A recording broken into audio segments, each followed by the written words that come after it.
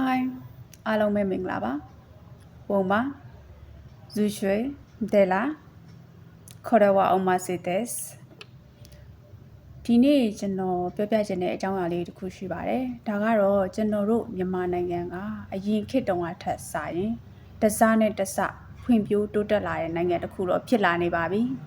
ဒါပေမဲ့မြန်မာနိုင်ငံကြီးတစားနဲ့တစဖွံ့ဖြိုးတိုးတက်လာတဲ့အလျောက်ကုန်စည်နှုန်းတွေကလည်းမြင့်မားလာမှာပဲဖြစ်ပါတယ်။ဘာဖြစ်လို့ကျွန်တော်အခုလိုမျိုးပြောရလဲဆိုတော့အရင်ခေတ်တုန်းကဆိုရင်ကျွန်တော်တို့လယ်သမားတွေရှိရဗျာလယ်သမားတွေဆိုရင်ကောက်ရိတ်သိမ်းချိန်ဆိုရင်လူတွေငှားပြီးတော့ကောက်ရိတ်သိမ်းနေရှိပါတယ်။အခုနောက်ပိုင်းမှာစက်ပစ္စည်းတွေပေါ်လာတဲ့အချိန်မှာလူတော့မပင်ပန်းတော့ဘူး။ဒါပေမဲ့စက်ပစ္စည်းဆိုတဲ့အတိုင်းပစ္စည်းကိရိယာတွေဝယ်ရတယ်လောင်စာဆီတွေသုံးရတိုင်းအဲ့လိုမျိုးအခြေအနေလေးရှိတယ်ပေါ့နော်အဲ့အချိန်မှာကျွန်တော်တို့ပတ်စံတွေပို့ပြီးတော့ကုန်ကြပါလိမ့်မယ်အလုပ်တော့မြန်ပြီးမယ်ဒါပေမဲ့ကုန်စည်နှုန်းတွေကမြင့်တက်ပြီးတော့ငွေရေးကြေးရေးမှာတော့ပို့ပြီးတော့သုံးရမယ့်အခြေအနေမှာရှိပါတယ်ကျွန်တော်တို့တောင်သူလယ်သမားဦးကြီးတွေအတွက်ဒါသတင်းပဲဖြစ်ပါတယ်နောက်တစ်ခုကကြတော့ကျွန်တော်တို့မြန်မာနိုင်ငံမှာပေါ့နော်အရင်တုန်းကready made စားတောက်ကုန်တွေဆိုရင် spicy အနှစ်တွေတို့ spicy noodle တွေတို့ဆိုရင်နိုင်ငံခြားကနေပြီးတော့ import export လုပ်လို့ရှိပါတယ်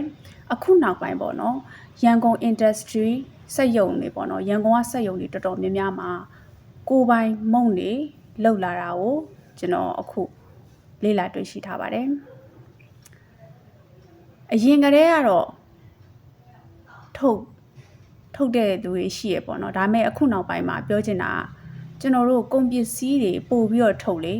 ငွေရေးကြီးလေးပို့ပြီးတော့ကုန်လေးပဲဖြစ်မှာပါဘာဖြစ်လို့လဲဆိုတော့အခုခေတ်ကသိတဲ့အတိုင်းပဲ civil war ကစနေပါပြီကျွန်တော်တို့ကမ္ဘာစစ်ကြီးပေါ့နော်ကမ္ဘာစစ်ကစနေရဖြစ်တဲ့အတွက်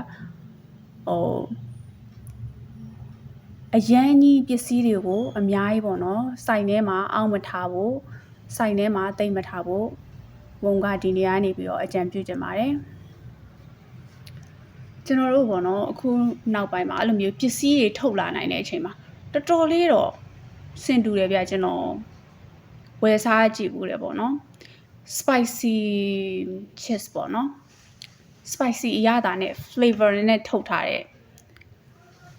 အာလူကြော်ဝယ်စားဘူးတယ်ပေါ့နော်အရင်တော့ဆိုရင်အဲ့ spicy ဆိုရင်ကျွန်တော်တို့ကိုရီးယားကထုတ်တာများတယ်ဗျာကိုရီးယားကပစ္စည်းတွေ import export လုပ်တာများတယ်ဗျာအခုနောက်ပိုင်းမြန်မာနိုင်ငံမှာလည်း spicy အနစ်ကိုထုတ်လာနိုင်တာလေ့လာတွေ့ရှိထားရဲ့ဗျနောက်ကျတော့ခုနောက်ပိုင်း noodle တွေရောပေါ့နော်ခောက်ဆွဲကြောက်တွေရောထုတ်လာနိုင်နေပါပြီတော်တော်များများပေါ့နော်အခုလုပ်ငန်းရှင်အသစ်တွေလည်းတော်တော်များများလေးပေါ်ပေါက်လာပြီပေါ့နော်လုပ်ငန်းရှင်အသစ်တွေရောစိန်ခေါ်မှုအသစ်တွေရောမြန်မာနိုင်ငံမှာဒီထပ်ပို့ပြီးတော့ရှိလာအောင်ပဲလို့ကျွန်တော်ကတော့ယူဆပါတယ်အဲကြောင့်မလို့ကျွန်တော်တခုအကြံပေးချင်တာကတော့ရှေ့လျှောက်ကုန်စည်နှုန်းတက်ဖို့အစီအစဉ်ရှိပါတယ်အဲဒါကြောင့်မလို့အတက်နိုင်ဆုံးအသုံးစရိတ်ကိုလျှော့ချကြပါလောင်စာဆီတွေအရင်ကြီးမသုံးပါနဲ့အဓိက EPC ပါ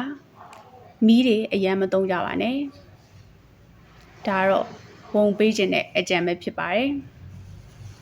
ရှုကရန်အားလုံးကျေးဇူးတင်ပါတယ်